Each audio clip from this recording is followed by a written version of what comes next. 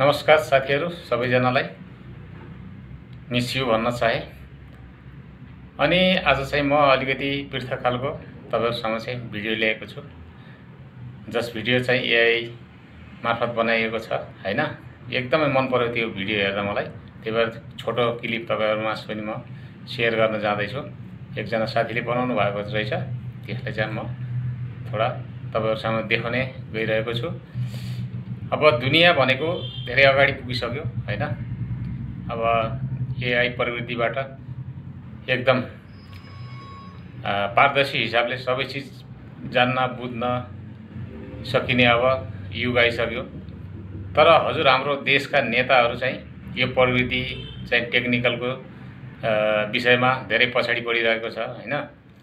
तिनीहरूलाई चाहिँ अब पहिलेका उनीहरुको फाइल हैन, तिनी फाइलहरुमा चाहिँ काइते अक्षर भन्छन् नि, त्यो काइते अक्षरले लेखेर आफ्नो आसेपासे आजुबाजुको मान्छेलाई मात्र थाहा होस्, बाहिरको जनतालाई थाहा नहोस् हैन।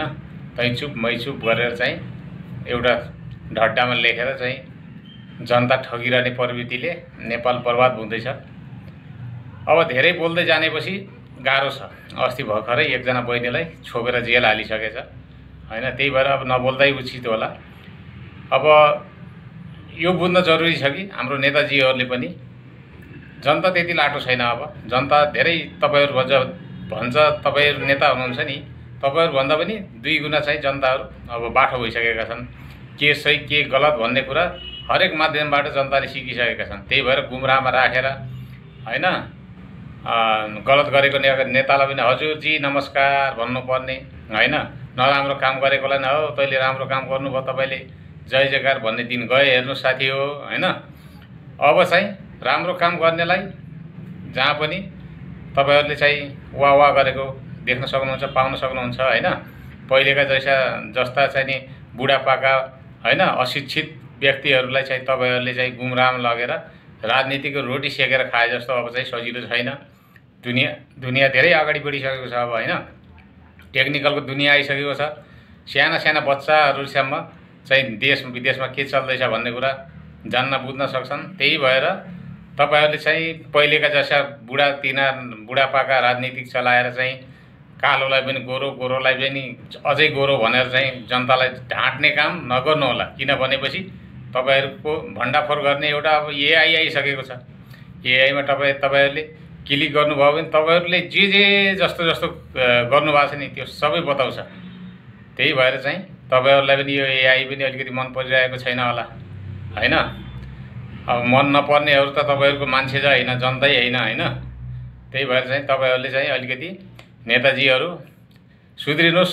तपाईहरुले चाहिँ त्यो फाइलमा मात्र लेखेर त्यो चाहिँ एउटा बन्द कोठाभित्र राखेको फाइलले अब नेपालमा काम चल्दैन। नेपालका युवाहरु धेरै शिक्षित भइसकेका छन्। अब राम्रो के हो नराम्रो के हो बुझ्न र जान्न सक्ने भइसकेका छन्। त्यही भएर चाहिँ तपाईहरुको त्यो गनाउने राजनीतिक तपाईहरुको सोचले अब देश चल्दैन। तपाईहरु जस्ता तपाईहरु भन्दा चाहिँ बेसी शिक्षित व्यक्तिहरु अब नेपालमा खडा हुनेवाला छन्। तपाईहरुले हेर्न सक्नुहुन्छ, हेर्दै जानु होला। त्यही माध्यममा मैले एआई को चाहिँ यो भिडियो पाएँ। यो थोडा क्लिप तपाईहरुमा अहिले राख्दै छु, हेरेर इन्जोय गर्नु साथीहरु है त। अन्वय वेत्रा आउन भएको बोर्ड देख्न भएन? बोर्ड त देखेको थिए सर, तर मैले तपाईलाई चाहिँ देखिन। नमस्ते गाइज, म यसो घुम्न निस्केको। यो मेरो साथी पाण्डु हो। हेलो हाँस्छ साला चुडी बडी हो गाइज। हामी आज म स्याड छु गाइज। मेरो गर्लफ्रेन्डले मैले ब्रेकअप दियो। जात मिल्दैन रे हाम्रो, बा आमाले मान्दैन रे। केही छैन गाइज, जे हुन्छ राम्रो हुन्छ। एउटी गए अर्की आउखा हैन त साथीहरु। बट आई मिस यु माया। आज आमाले तरकारी ल्याए है भन्नुभएको थियो, तरकारी बेच्यो गाइज। मैले जामहिन घर आज पार्टी गर्ने हो। कोही छैनन् गाइस अब गाउँमा। अलिअलि बुद्धा बुद्धी अनि भुराबुरीहरू छन्।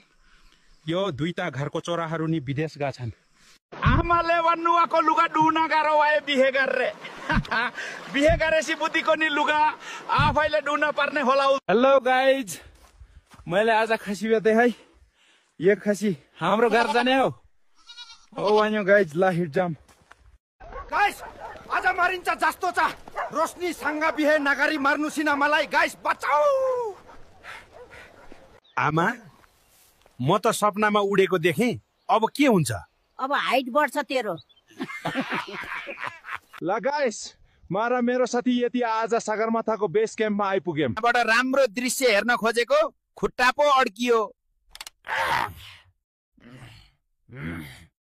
आजकल त बुढी पनि भ्यागुता जस्तो लाग्न थालिसक्यो भने बिना काममा ट्वार ट्वार मात्रै गर्छ यार। तिमी जुङले अनि हिमालय छोडेर काठमाडौँ किन आएको हो? गर्नु दै लस्तै तनाव भएको छ, बुद्धिले कमाउन जा भन्छ। विश्वास नै कसको गर्नु राखोइ। शीतललाई गर्मी भयो रे, जीवनलाई मर्न मन लाग्यो रे, अनि वर्षालाई पनि मन पर्दैन रे। हेर्नु न डाक्टर साहब, के भएको मलाई बिहान उठेदेखि ढाड दुख्छ। तैट बुढा, त्यसो भए दिउँसो उठ्नु न त। ल 200 रुपियाँ भयो।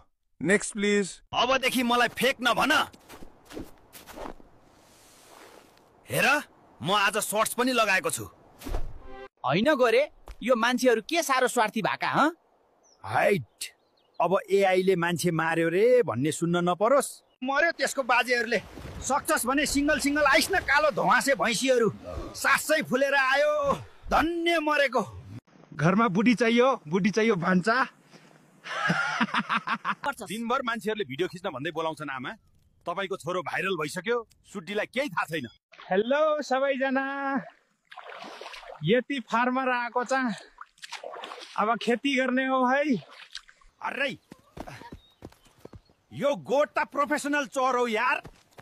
मेरो मोमो गायो मैले छोदै।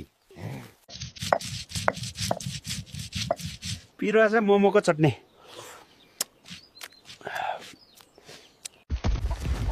ओए कुखुरा पर्खे त।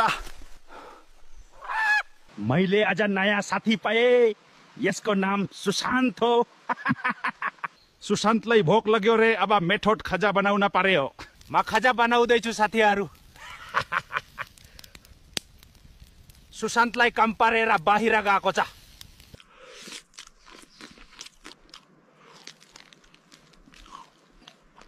सुशान्त आउन डेला त जा। सुशान्तले बाटो बिर्सेको जस्तो छ। माउ खोज्न गएको। सुशान्त रुखमाथि पोचा कि। कस्तो भोक लाग्यो साथीहरू।